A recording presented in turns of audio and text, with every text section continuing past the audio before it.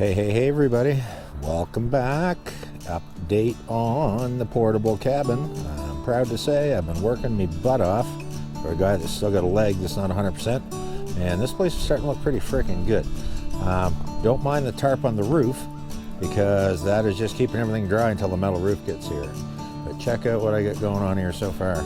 It's coming together, starting to, I think. Very proud of what I got going on here. It's all framed out, it's all trimmed out, it's all strapped. You can see the tarp didn't quite go to this end. You can see the strapping and the overhang. But check that out. It's all plywooded up underneath here. I saw cut that plywood. I saw cut this plywood to make it look, kind of give the image of using, whatchamacallit, shiplap, they actually call it.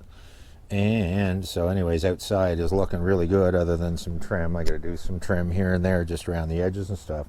Let's go see inside. Man, I've been working. I haven't stopped the last couple days. Check this out.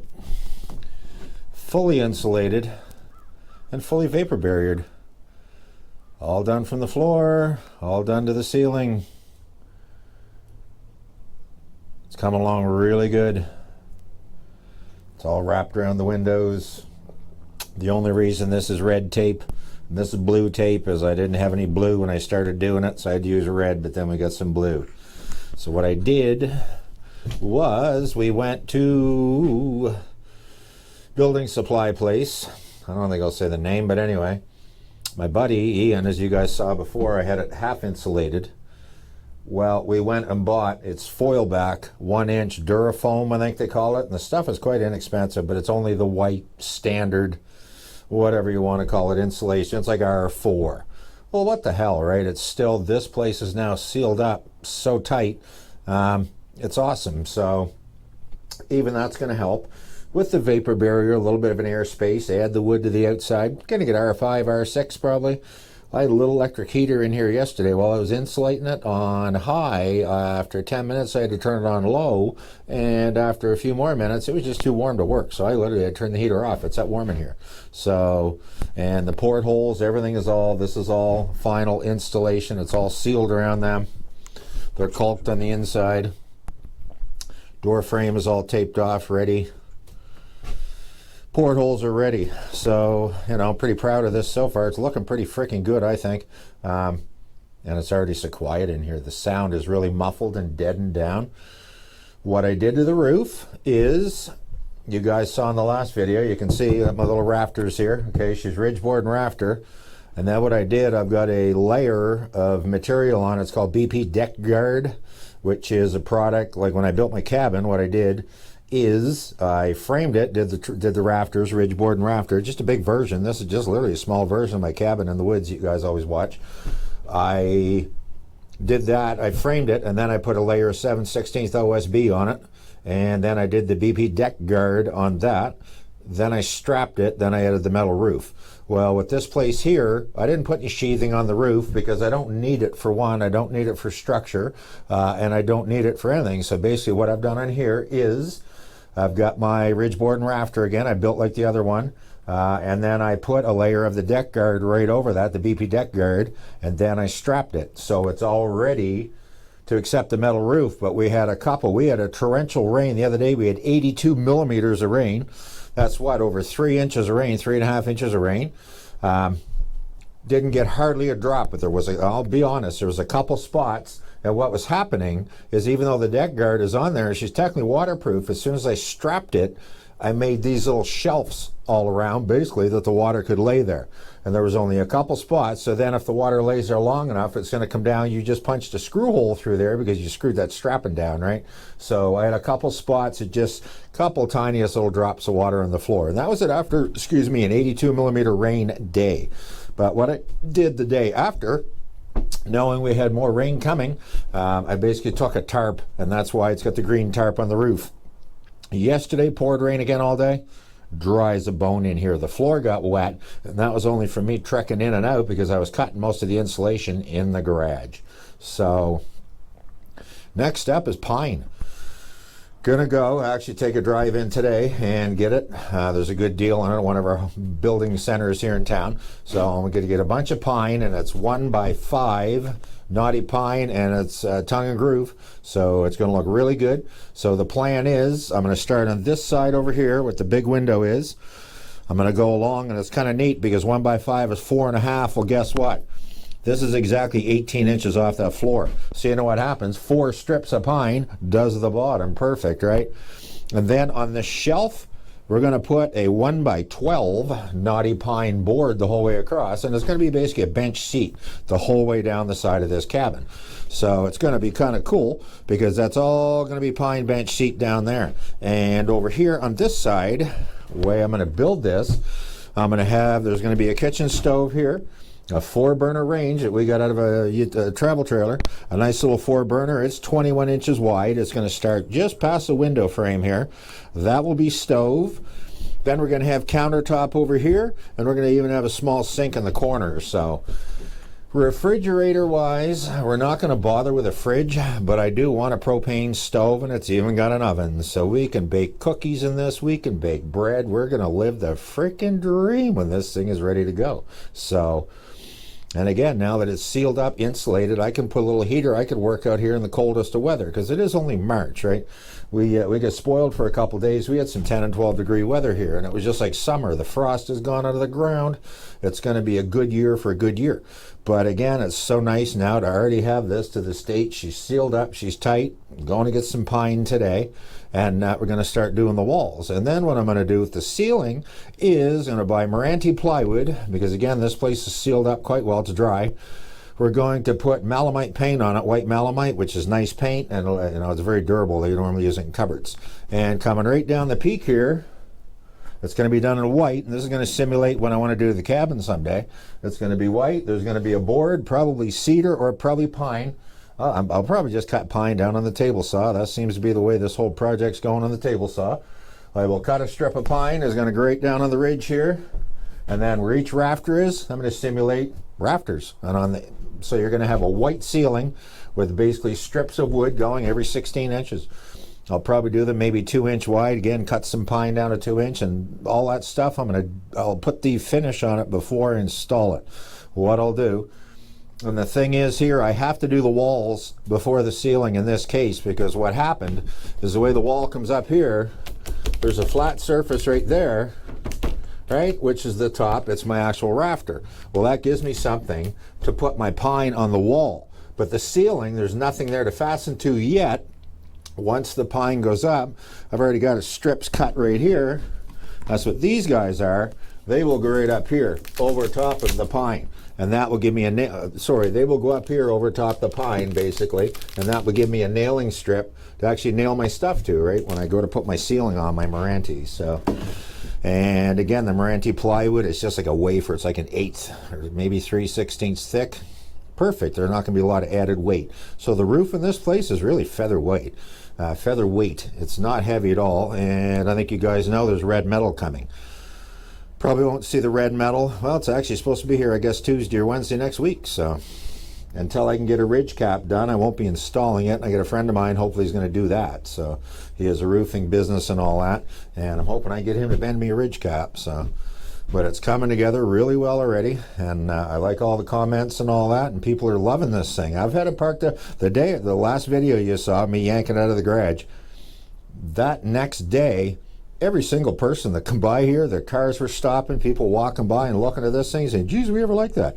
I even had a couple walking up the street. It was kind of cool. I was just coming home in my truck, just getting out of the truck, and there's a real nice couple, and they stopped in that. Oh, hi, we love your bunkie, love your cabin and all that. We watch your channel, and I didn't get your names, but it was so awesome to have that. And thank you for the support and all that. Thanks for watching Rambling Old Man, hobbling around on one leg, kind of building stuff. So the knee is okay. You know, I'm not going to say much. It's not great. It's not wonderful yet, but it's better than it was. So, you know, I'm functioning. I'm getting around. But anyway, back to this. Door is done. Even though this thing is not even sitting level right now, look. Still shuts as good as the day I built it. Crazy how nice this door works, eh? Isn't that something? So, and I've got the foam tape I got to put on there, weather strip that off. I haven't done it yet. Probably just going to varathane the inside of that. I don't think I'm going to put a color on it because this will go nice with the color of the pine. So I even left an overlap here to get my pine, my 3/4 in there. So then I'll put a nice trim over here. I'll make a door trim probably, again with a table saw. So that poor old thing is going to give out me one of these days. Any of you power tool companies out there that want to endorse a guy with some power tools, I could really use some. My miter saw is on the way out too. It had an electric brake on it, and that thing's 25 years old. It's a King power tool miter saw. It's actually a really good saw.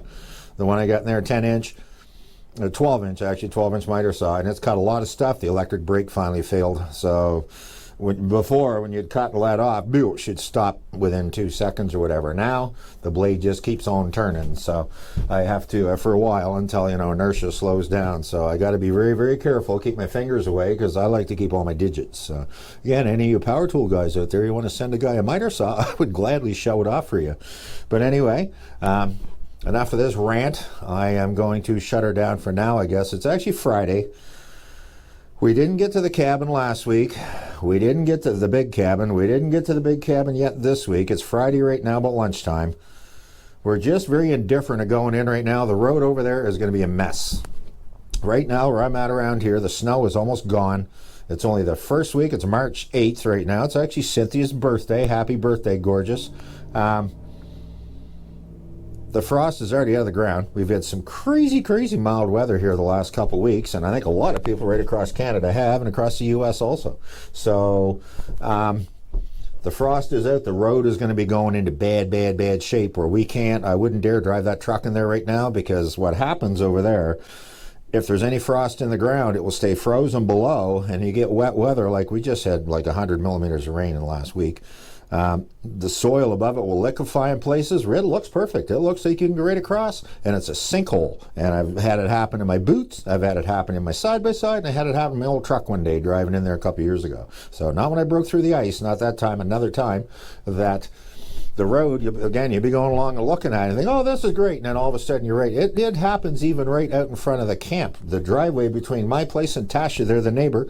Last year, there was ruts in the spring where somebody come along there with a truck, and you can tell they just stayed on the power to keep the thing friggin' moving, because it'll suck you right in. So, make a long story short, end of that rant, but the road is not real good right now. So the only way we can really get over there, and I'm not up for a walk right now. I can hobble around here, but we even go and walk around one of the building supply places for 20 minutes, and I'm ready to sit down, right? So I can't walk a mile into that cabin right now. Have the option. Got a beautiful ATV sitting right here in the driveway, which we never drive, and I've got an overlanding trailer down back that I built for using in the woods, going ATV camping. Well, I haven't used that yet, but I'm thinking I may, but I'm not sure, put it all on my 5x10 trailer, which is outside here. That's the trailer that this bad boy is going to sit on. I don't know if I even showed this before, but that's the actual trailer that's going to carry this thing. Sitting right there, nice steel frame, 5x10, factory produced trailer with the ramp in the back. So anyways, I can throw the wheeler and the trailer on, we can drive over, haul it, but then we have to unload, load everything in the trailer, get on the wheeler, drive in the last mystery mile going to the cabin. So I'm not sure that I'm feeling brave enough or not this week to try that. I feel terrible. It still sounds silly to say this, but I feel bad that the birds don't have any food in the bird feeder over there. But again, the snow is gone, so the little guys can get what they want just out of the wild, right? But I feed the birds and all that, so I feel kind of bad. Backyard here has been just crazy amount of goldfinches lately. We get just hundreds and hundreds of goldfinches here. And the feeder's been going just steady. But anyway, enough ranting on this old man, and I hope you guys are enjoying this cabin thing. Gonna get some pine today. I get a feeling I may be out here later on today installing a bit of pine. I don't know, maybe not going anywhere for the day. I may just stay here and work on it a little more, because once this thing is rocking and rolling, we're gonna be laughing. And I have to build, so again, the plan is, I started saying earlier, this wall has to be done, that wall has to be done. I won't do that one right away. This wall has to be done to the ceiling. Then I can do my Meranti if I want. I can have all the ceiling done, but when I do this wall, you know what? No, I have to have the upper part of this wall done too, because of my transition here where my pine stops and the Meranti goes into it. I don't know how I'm going to do it yet. But anyway, going to build my cabinets here. Stove is going to sit probably up to about here, just a nice height, because I have this shelf that I have to build around. So this will have to be built out 20 inches or so, probably to here, to accept that stove. I'm going to build a cabinet there and then a countertop here. I might even put a small upper cabinet here for storage. Have it come out 12 inches so it's not in your face. I can go from that window, it could go all the way over to here somewhere. I just don't want to inhibit, make sure the porthole can open, and all that. What I'm also going to do, anybody that knows, across here is going to be basically, it's going to sit like a couch with a futon. We're actually buying a futon mattress for it this time. Going to be plywood, and probably the same plywood I put on my truck tent camper, if you guys saw any of that. The plywood will lay across there, and then I'm just going to slide it out, and it'll be into a bed, which will be about a 4-foot strip, which will technically be approximately this piece of plywood I just got sitting there for a shelf to sit on right now. So that will be bed when it's in seating position. Kind of cool. You'll be able to literally lay in bed and reach the stove to put on a cup of coffee in the morning. When we slide her back, it'll be at about 2 feet, so it's about out to here somewhere, right? What I'm thinking of doing up here somewhere is putting a shelf across for storage, probably coming out a couple feet. These windows, you can see, are probably 24 back. If I come up here somewhere and went across, you could even have a bunk in here. You could have a bunk in some, because this is 6 feet wide. You could have an upper bunk that folded up or down, but I want a storage area up here going across that I can basically store stuff in. We can put our bedding, we can put anything. And then the couch affair that's going to be down here, the futon affair, store a bunch of totes or coolers or whatever under there, because I don't think I'm going to run a fridge. I bought an old propane fridge when I bought the propane stove, and you know what? This thing, it's called a Norcold. It's ancient, and I don't know how to fire it up. And I've looked online. Maybe I'll make a video on this and see if there's any RV experts out there that know how to fire up an old, there's no igniter. There's no little window to light a pilot. There's nothing on this thing, and I can't find it. Maybe I'll show. But anyway, yeah, this Norcold fridge I bought. I don't think I'm going to use it, so may even look into getting one of those. You can get the 12-volt coolers, Coolatron, and all these different brands make little 12-volt fridges and coolers. And again, we can just slide it in under the bed for the daytime, because I don't want this place to be cluttered. This place is pretty friggin' roomy to walk around right now, and it's pretty good. And once you get a bunch of stuff in, it's going to make it smaller. But Cindy, she's no bigger than a minute, so between the two of us, there's lots of room. And as you can see, I get all kinds of headroom in here. I get all kinds of headroom, and that's the best way I built this thing, right? It's almost 7 feet in the center. And the last little thing, the table, is going to sit around here. I'm going to put one of those table post affairs in there that you see in trailers. You can move your table up or down, pop it in or out. And I'm even thinking possibly this corner, having the pine go across. That way a person can actually sit here in the corner at the table, because you'll pop your table in and it'll be right here, and the two of us can sit here and eat dinner. And when you're down at this level, you can look out the window, and you can see the joy and the beauty of the world out there. So this place is coming together nice. It's pretty cool, you know, and I'm very fortunate, I guess. Live simply, remain grateful. I always say that at the end of my videos. But I'm very fortunate that I guess I've acquired enough skills through life that I can take a vision out of my head, and we're sitting in it right now. And I'll sit, and kind of funny, Cindy will sit there, I sit there daydreaming in the morning, having coffee and that.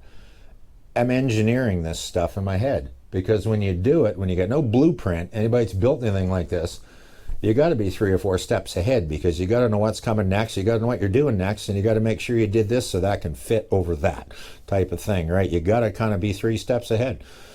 And so it takes a bit of engineering, bit of thought and all that, and a couple coffees, and you kind of figure it all out, and a couple dollars. But it's, it's not a cheap venture. It's not a very expensive venture either. We're doing this thing on the cheap, where I made all the trim, I made all the studding. It's all 2x4s cut in half, 1.5 by 1.75 inches. That's what all my studding is. I appreciate the comments and a couple guys saying I put 2-inch insulation, but that's pretty hard when unless you strapped it, I guess. Pretty hard when your wall's only 1.75 inches thick. So. But I do appreciate all the comments and that. And I think this video went on a whole lot longer than I planned it, but it's just nice to kind of kick back and do a heart-to-heart with you guys every now and then. And I don't think we're going to get to the cabin this weekend. I'm not guaranteed, but I'm enjoying it just sitting here so much right now talking to you guys that I need to get some pine, and I need to start putting a finish in this, because this is going to be one beautiful, beautiful little friggin' spot. And it's, again, the room, it's not too bad when you look around. It's not too bad. It's almost a 5-foot footprint here. On the outside, it's 5 feet, so she'll go in my trailer. The floor is 10 feet long. The back roof overhangs. It ended up 26 inches. Don't ask me how.